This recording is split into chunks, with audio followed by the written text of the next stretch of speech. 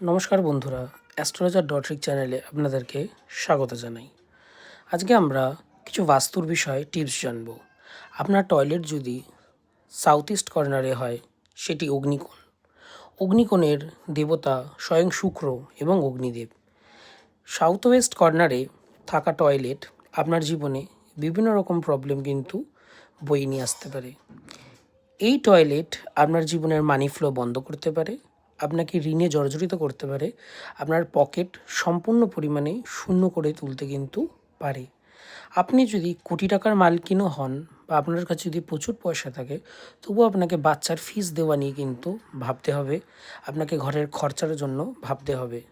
তো এর একটি ভালো উপায় হচ্ছে, আপনি আপনার বাথরুমের মধ্যে এক বাটি নুন রাখুন এবং তার সাথে সাউথ ইস্ট কর্নারের মধ্যে আপনি এই হেলিক্স যন্ত্রটি রাখুন এবং শিবের পুজো করুন।